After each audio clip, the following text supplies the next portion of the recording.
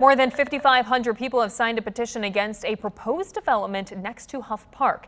Now it's located on the northeast side of Grand Rapids at Knapp Street and Ball Avenue. The development could include building up to 45 condos. And 13 on your side's Jeremiah Brown is here now with reaction from the community. Jeremiah.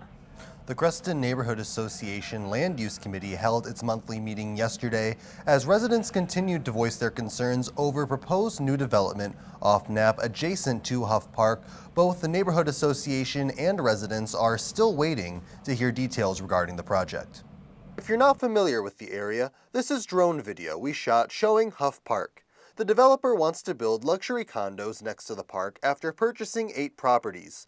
The CNA usually holds monthly meetings at its office, but Wednesday's meeting was moved to a larger venue to fit the crowd concerned over the proposed development by Grand Rapids-based Copper Rock Construction.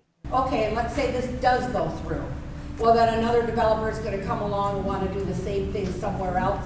And now we're here starting a conversation to prevent this development from encroaching on Huff Park. Greg Hampshire, executive director of the Creston Neighborhood Association, said there was an expectation for Copper Rock to share and discuss plans at the meeting after the idea was proposed last spring, but they didn't show, stating that they are not ready to present plans. That we want to stop the spread of misinformation about developments, and that's part of the reason why we're so intentional about trying to invite the developer to join us, because where there's fear around development, there's misinformation. And what we want are folks to know what's happening in their backyard so that they can rest easy. We stopped by Copper Rock this morning to learn more about the proposed development. They did not comment, but the company did tell the Neighborhood Association it believes it is best practice to conduct initial engineering studies before taking the time to discuss designs that may not be feasible.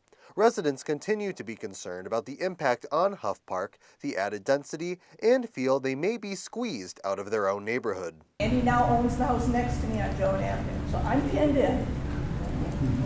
I'm thinking he's eventually just trying to wait us all out. The developer also has been open to receiving feedback from us, so part of the reason that we held this session, even though they weren't able to attend, was so that we could collect this feedback and present it to them. The project would require a special use permit due to zoning. The city's planning department has said they have not received a permit application for the development and will have the required opportunities for public input if and when an application is filed. From the newsroom, Jeremiah Brown, 13 on your side.